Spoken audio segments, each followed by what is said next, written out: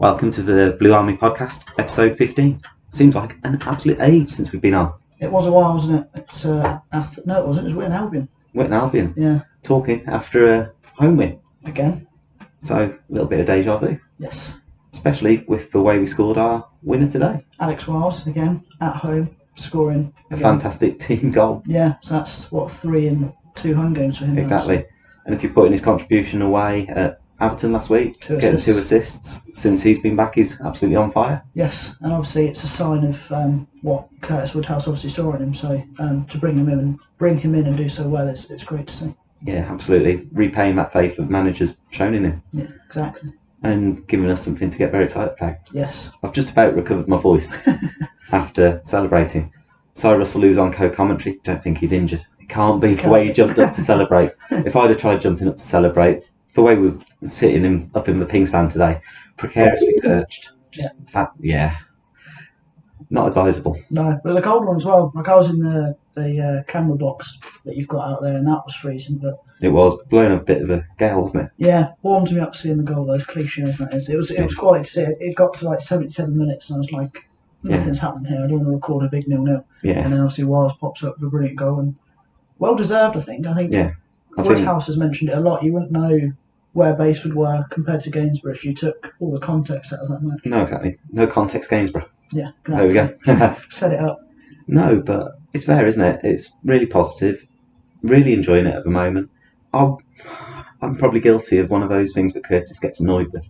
I'd said to Simon Russell probably 3-4 minutes before, take 0-0, wouldn't we? Yeah. And he looked at me and went, no. No.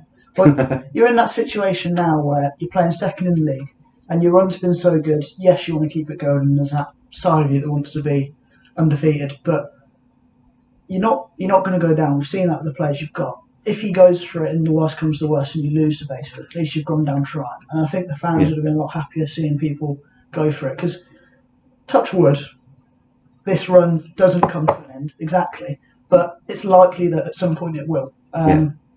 But to go out and get that win, I think he mentioned it at the fans forum earlier on, that he went 4-4-2, got the win and straight back into 4-5-1. So you've got the players off the bench to come in and do that, and slot into a number of different formations. So he'd be very happy with the flexibility he's got as well, I think. Exactly. He's worked hard on his recruitment. It does seem a bit of a revolving door at the moment. Again, fans forum, he has said that we are looking to improve the side.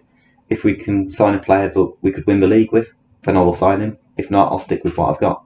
And to be honest, it's proving him well at the moment. Yeah. You judge a manager by how he reacts sometimes, more so when they lose and it's not going well. It's great to ride the crest of a wave and you want to ride it as long as possible. But what happens when we lose one? How do we deal with it? Yeah. We've had managers before that have gone, boom, great run, lost a game, then lost 2, then lost 3, and haven't been able to turn it back around. Hopefully with Curtis, when that inevitable blip does happen, he'll be able to get them focused again, ready to go forward again and start another one of those 2, 3, 4, 5 game runs. Yeah, it's always the momentum that's key. But just going back to what you said about the revolving door of players, he sort of needed it. I mean, if you look at the team that you had, why would you stick with what's clearly not working? If you're going to bring a new manager, you can't, especially at this level where there's no transfer windows as such, you can bring in the players you want. Do it, use it, it's there, benefit from it. And if you can bring in players that you're used to, that you know can do a job, then I can see for a sentiment value why you see some of the players that have been here for a while and they go and you're like a bit gutting that they've gone. Yeah. But the club's here longer than the players, and if Woodhouse is going to get them firing and further up the league, then sometimes you just have to sort of forget the sentiment a little bit. And Exactly. Like I've seen a couple of people saying that they wish Simon Russell wasn't co-commentating. He's co-commentated with you last week, me this week, and he's done a brilliant job up in the box. Out on the pitch, he's still our top goal scorer. So on the field of play, he's done brilliantly. Yeah. And people are saying they'd rather he wasn't co-commentating, but at the same time, without him finishing the last 3 games, Trinity won 3. Yeah.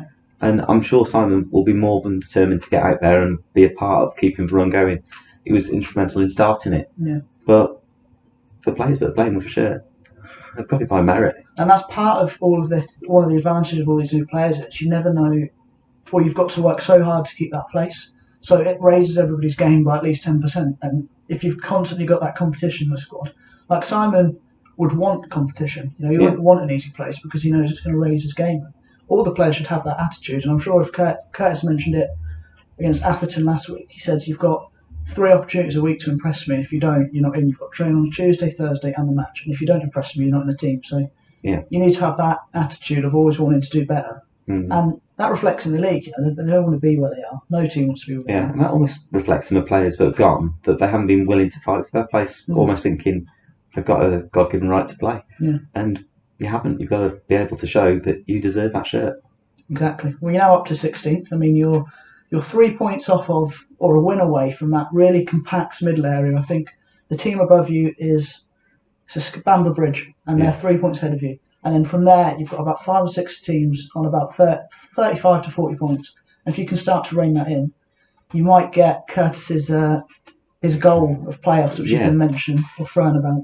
15 wins from 18 games will see us in the playoffs, I think. 14 now, 14 from 17. Be interesting to see which ones he's worked out as not wins. I don't know if he puts them down as right, we can afford to lose them, or he's just going right 14 will do. But he's going to go in the attitude of, as he always says, respect everybody, fear nobody. 45 points up for grabs, isn't it? Exactly. So maybe he's not saying they're not winnable, but might be a couple of draws in there. Exactly. Who knows? It's all possible, isn't it? And you've got some tough games coming up. You obviously had this today that you've handled very well. Staley Bridge on Tuesday, which isn't going to be easy as well. So there's no easy games in the league, but that's how we've got to approach it. There's been no easy games because at the start of Curtis' reign, we were sat second bottom, looking up at everybody going, every game's a big game. Now that we're mid-table, what we don't want to do is go to the sides below us in the table. Buxton just below us in the league. We don't want to be going there and going, well, we're below us in the league and dropping our levels. We've got through hard work. We've got to keep that going there. I don't know how much pressure he puts on the players either, because he mentioned earlier, I don't want to put pressure on, but playoffs we can achieve. You think when the amount of pressure that's been relieved when you've got Buxton coming up, the amount of pressure that still be on you if you haven't been on that run that you've just been on of 9. Exactly. It relaxes the players, and I think that makes it easier for them to perform on the pitch as well. It's good psychology from the boss. Yeah, exactly. And he did mention as well, he goes off and he does not training, but sort of team bonding really, like yoga, your swimming, your boxing, that isn't football. And you can see the camaraderie on the pitch, especially Greg Smith. He's a perfect example. He drags everybody with him. He's the most vocal on the pitch. And from the front, he sets the tone. And sets the standards, doesn't he? Exactly. And the crazy fact that we haven't lost since he's been in the side, since he arrived. Curtis says it's his little flat cap, but I think Greg came before the flat cap, to be honest. Sorry, Curtis. And obviously, Greg Smith has more of an effect on the pitch than a flat cap, you'd think. But all these omens, it's not going to change, is it? That sounds harsh. If we just cut that out. No context, Gainsborough. No one starts the flat cap has. But let's get it training. No context. Exactly. No context, Gainsborough. But no, it's still positive, isn't it? It's good to see. And it's good being down here. I mean, I don't think this is my 4th game this season. We won't count Buxton at home, which was a big 0-0. We'll scrap that. So the last 3 I've been to have been 3 wins. So undefeated still though. Undefeated. Throw in the 0-0 as well. Yeah, I'm yet to see Gainsborough lose, so I don't know what all the problem was about for Woodhouse really. No, exactly. But no, we're going to finish it here. I've got home to go to. Yes. Got a little one to go and see. Safe arrival of Bertie George Hughes. Congratulations. 16 years from today, making his debut on the North End. Don't think he'll still be sponsored by Martin & Co, but who knows, stranger things have happened. But we're going to chop it here and head over to the fans forum and just give you a bit of a flavour of what was said there. Thanks for joining us. Cheers. Just like to get Curtis to start, just talk us through the game, his thoughts on the game, and then once he's had a little bit of a chat, if anybody's got any questions about how the season's going so far, fire away. Am I starting off, mate? Yep, the game. Okay. I don't think it was a great game to watch. I thought it was very bitty. The conditions made it really, really tough. It was a brilliant game to watch. Like you can stay. You can stay. I won't worry, Curtis. You thought the referee were good as well. He had a blinder. He let the play flow today. It was good. But I think, like I said to the lads before the game, I think what they've got is what I call the uncoachables. You can't coach the tangibles that they've got regarding work ethic, desire, the commitment. You can't coach that. You've either got that or you haven't, and our lads have got that in abundance, and I think that carried us over the line. Obviously, one bit of magic from Alex Wiles has won us the game.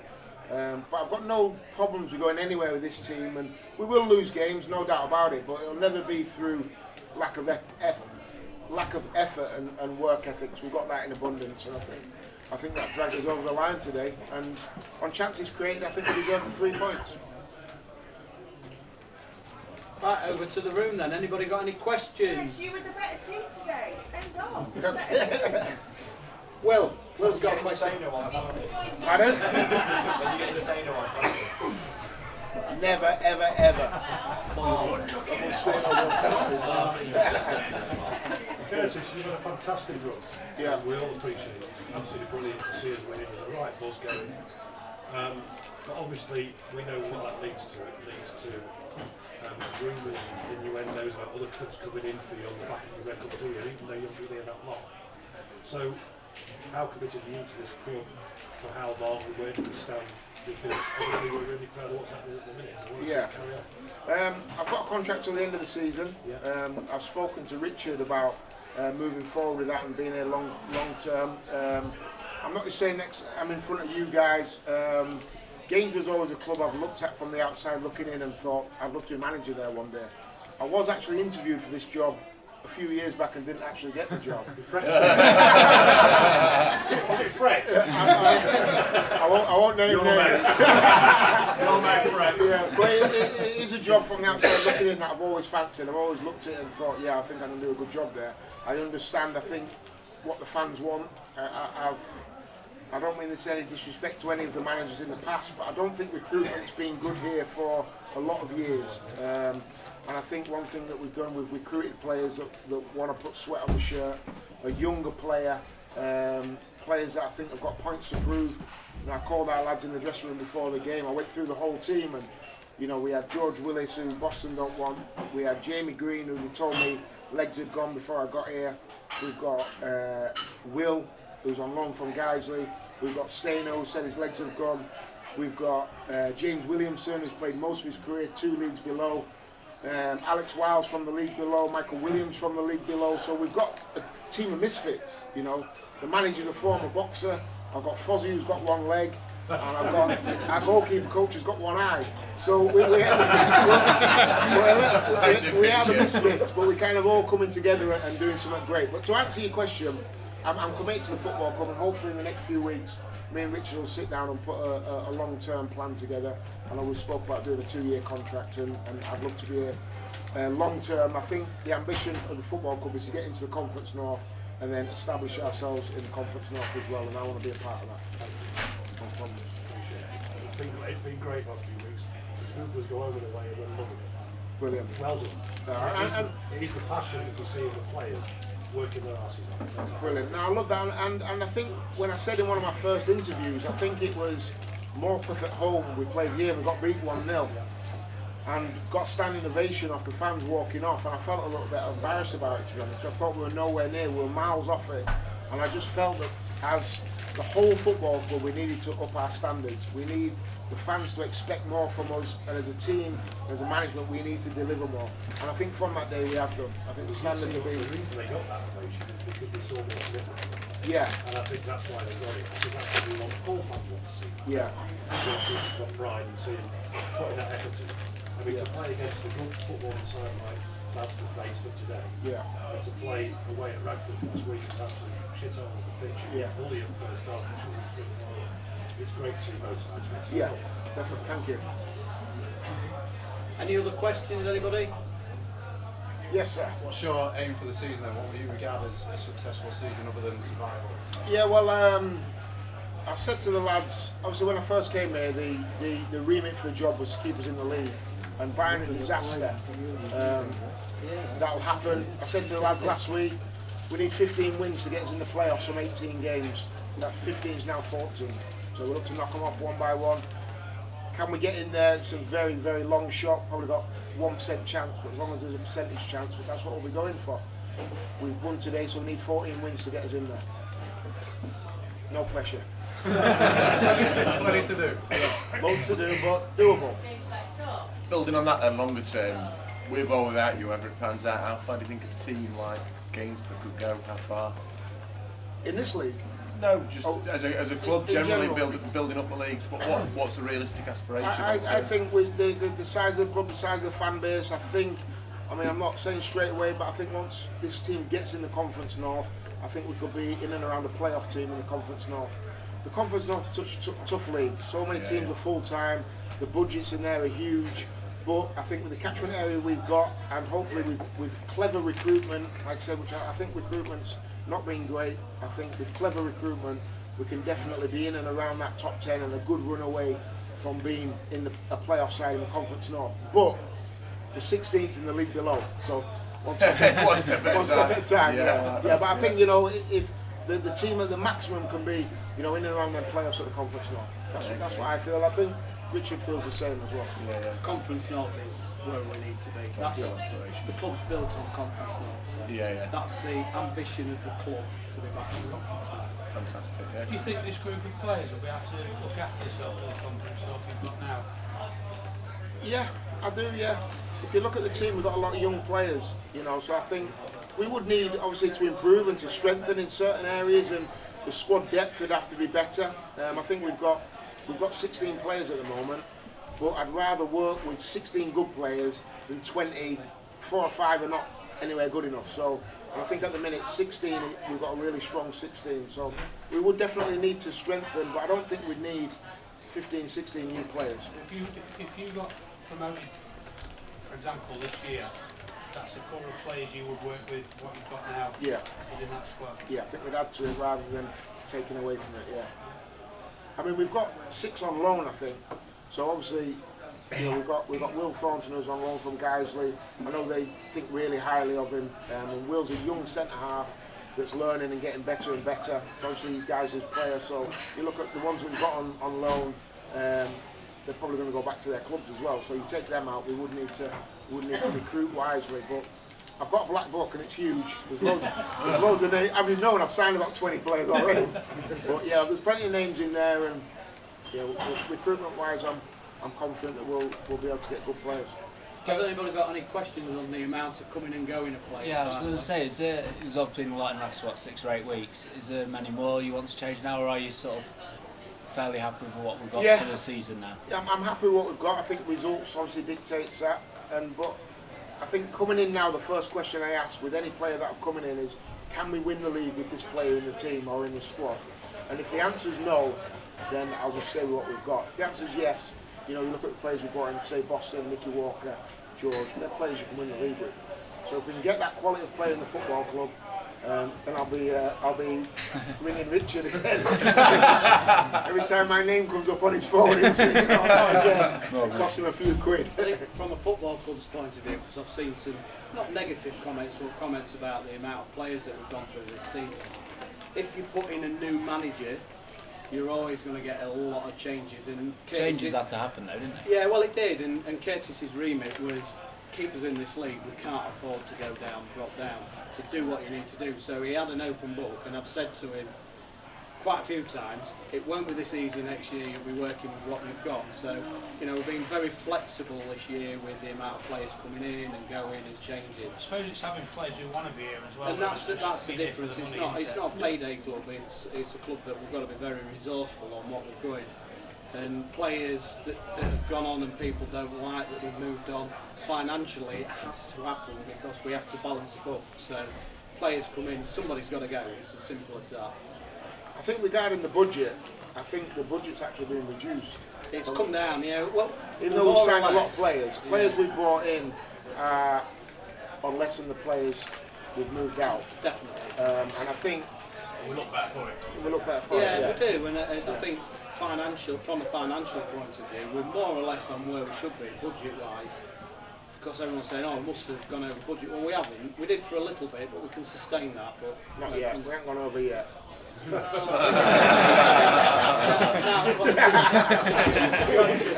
We'll argue to disagree with that. We have these debates on telephone calls. But yeah, we're there or thereabouts. So I think financially, it's important for us as a club that the sustainability of the club's there and the financials are there. So you've got to have one out to bring somebody in. But we'll bring players in first before we ship players out.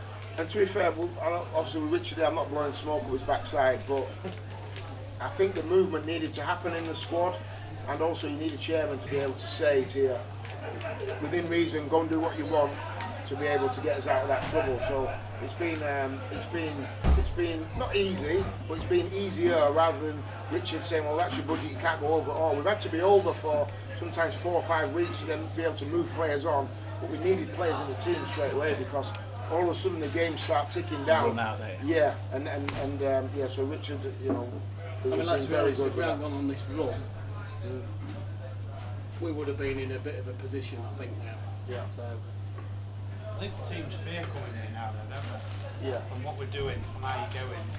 I think before this run, people come here and it was a walkover. I think the point we're at now, people come to that basement today.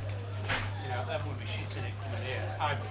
Yeah, I think so, and I think that's what we've got to create. You know, as a team, I think the team, the squad we've got out now is a top 4 or 5 team. You know, I know we are where we are in the league. Yeah, well, I know where we are in the league, and people think, well, I don't know where we are in it, but we're miles better than that. You know, so teams should be coming here, you know, and leaving. If they get a point, they should be thinking brilliant. You know, I don't expect teams to come here and roll us over at all. And I think on the reflection of the play today, if you didn't know who was where in the league, you wouldn't think there was 16 places between the two. Today's game was a benchmark, wasn't it? For everybody was thinking it's a benchmark today. We now know where we are. It's walking out, people saying to us, you know, when they're different, we'd walk out of here, I'd be happy with a draw. Yeah. Well, actually, no, you're not. Yeah. You'd be happy here to walk out with a win. And that's the reason, I mean, I think with 15 minutes to go, it was 0-0, and we went to 4-4-2 and went for it because I believe we can get in there. I understand we need 15 wins, it's miraculous, but we can get in there. So we could have easily thought, a 0-0 draw with Basford, they're up there, good point, but I think home games against top teams, we've got to go and win. So that's why I changed it to 4-4-2, scored the goal, and quickly went back to 4-5-1.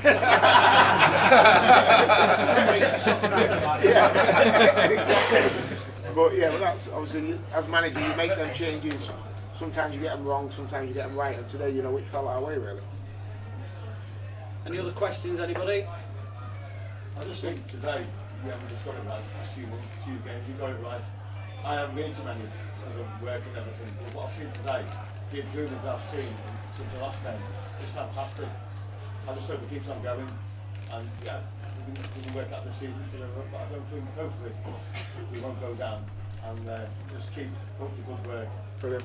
The difference shown, what I've seen in the team, and with the atmosphere in here, is just phenomenal. Thank you. Thanks for that. Oh, my pleasure.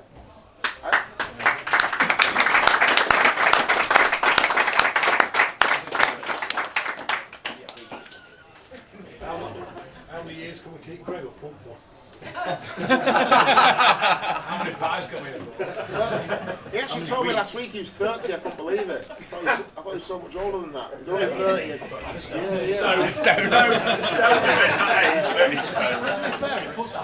Yeah. You know what, I think, you know, with all the players we've brought in, I think he's been fantastic.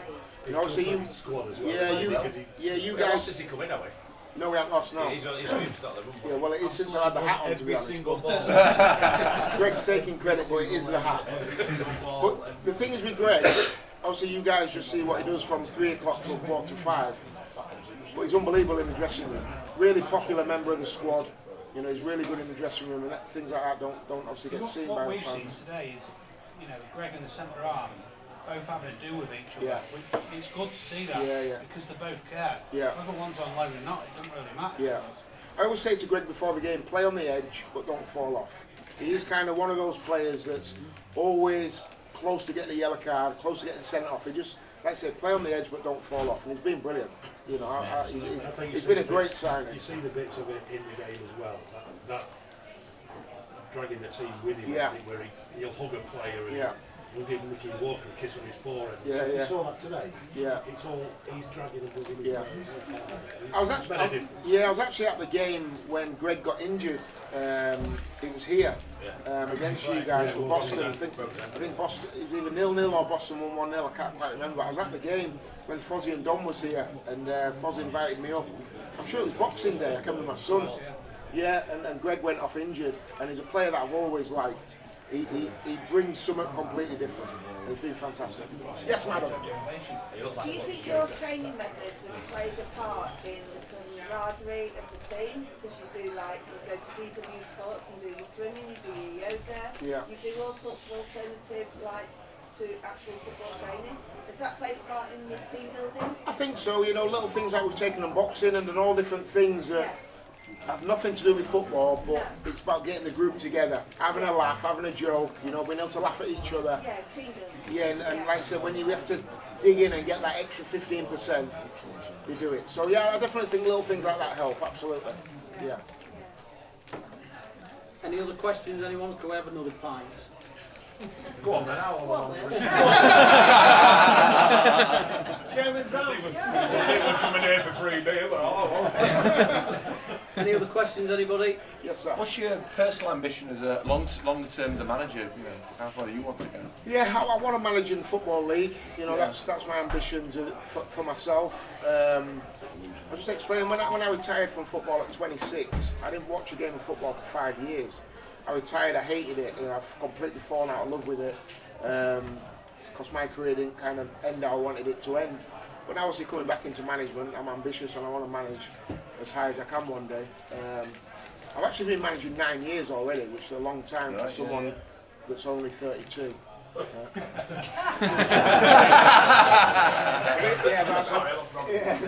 been managing a long time, so I've built up quite a lot of experience. But yeah, long term, I do want to manage in the Football League. There's no rush. I think it's important anything you do that you do your apprenticeship, so you learn the ropes, and it's where, you know, step by step you try and move up and test yourself. So yeah, that's what I want to be long term. Good luck. Good stuff. Thank you. Thanks everyone. I think that's Cheers, guys. Cheers.